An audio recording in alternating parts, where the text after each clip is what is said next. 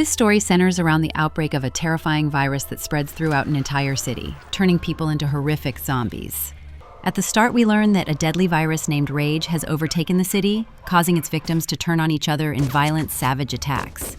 The scene shifts to a small house where 6 people have managed to survive the outbreak. Among them are a man named Don, his wife Alice, an elderly couple, and 2 others.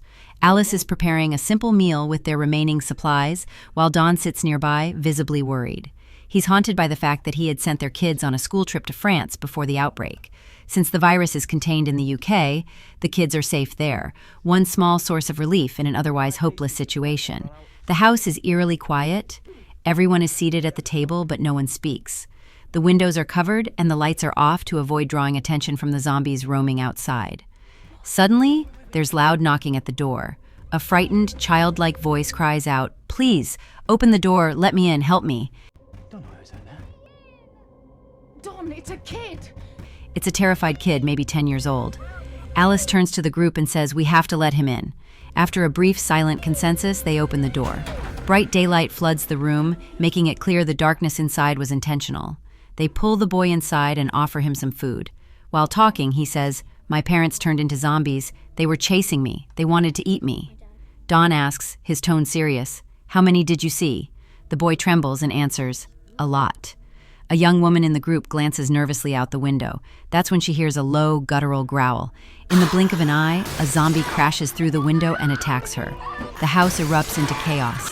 More zombies follow, swarming the property and forcing their way inside. Alice grabs the boy and races upstairs. Don runs after her, yelling, "Leave the kid, we have to go." But Alice refuses to let the child go.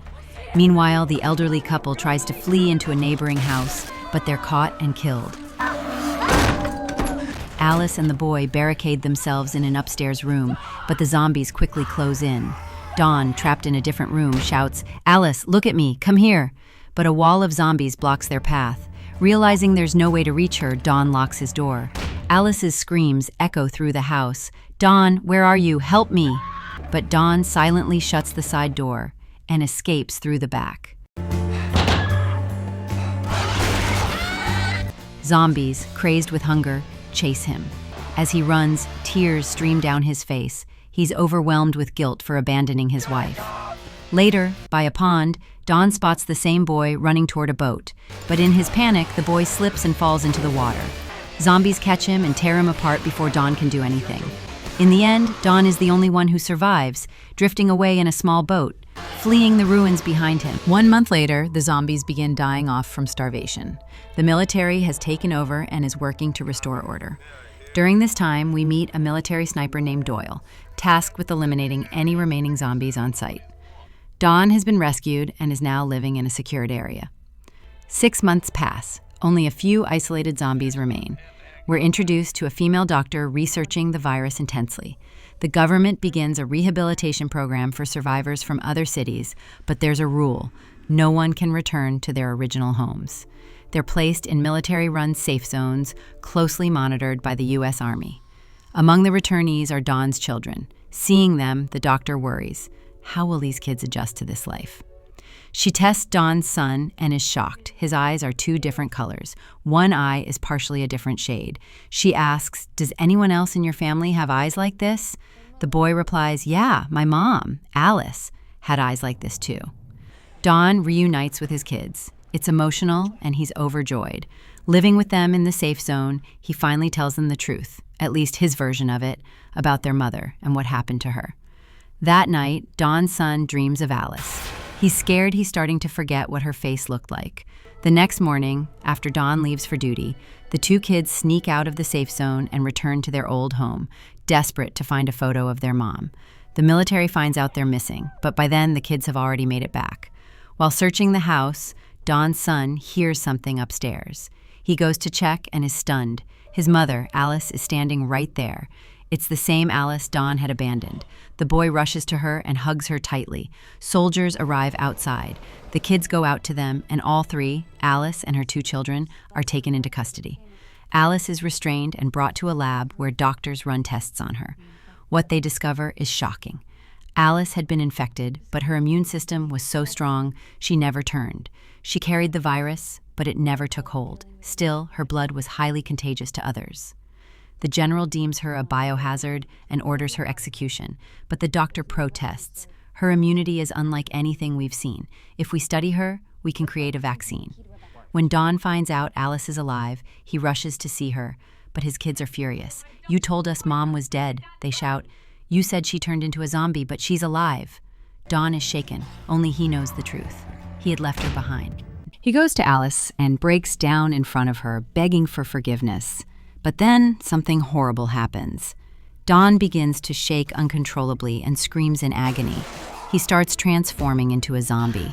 Alice yells for help, but it's too late. Don lunges at her and viciously bites her, killing her in the process. Now fully turned, Don attacks the military base.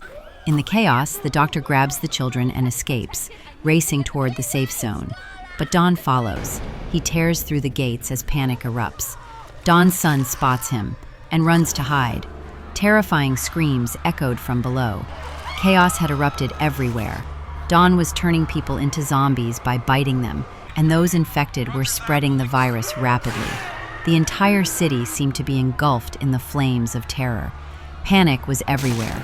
People were desperately trying to flee for their lives. At the same time, a sniper named Doyle was called into action. But the situation was so horrifying, it became nearly impossible to distinguish who was human and who had turned. Then the unthinkable order came through: shoot everyone. Doyle was stunned. He had signed up to protect people, not slaughter them. Just then, he spotted a zombie heading straight for Don's son. He took the shot and brought the zombie down, but he couldn't bring himself to shoot the boy. That decision weighed heavily on his conscience, and he chose to abandon his orders. Don's son eventually found shelter in a dark room with a stranger. There, he was reunited with his sister and a doctor. Several other civilians were hiding out as well. An elderly woman, rattled by everything happening outside, asked, "Why are they killing everyone?" That's when Doyle arrived and warned them. It was no longer safe to stay put. They had to move, and fast. As the group made their way out, the military suddenly opened fire, killing the elderly woman on the spot. Only Doyle, the doctor, and Don's children made it out alive. Then Doyle received a call from a friend in the military, someone with access to a helicopter. "Listen," the friend said, "we've been ordered to bomb the entire city in a few minutes. I'm sending you coordinates. Get there. I'll get you out." Doyle led the group through a tunnel to escape. Suddenly, a massive explosion rocked the city. The military had bombed the so-called safe zone, wiping out both zombies and survivors. Doyle, the doctor, and the children raced toward the pickup point. Soon, Doyle's friend arrived in the helicopter. But when he saw the others, he hesitated. "I've only been ordered to extract you," he said. "If I take any civilians, the army will shoot me down."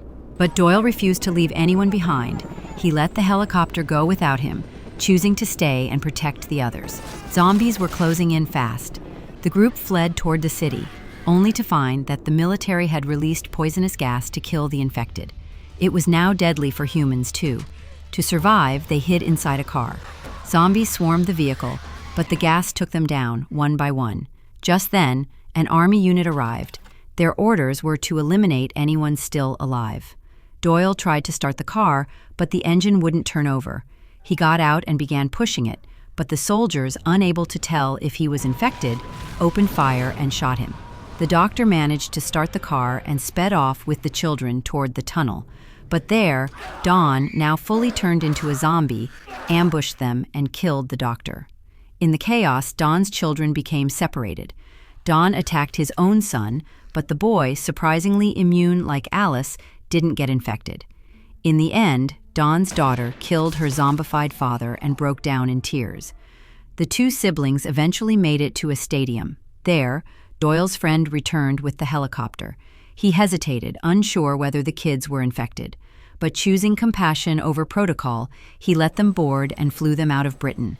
The camera then pans to the city, and we're given a glimpse of what happens 28 days later. The remaining zombies have made their way through a tunnel and are now heading toward Paris. What became of Don's children, where they went, or what happened next, remains a mystery. And with that, the story comes to an end.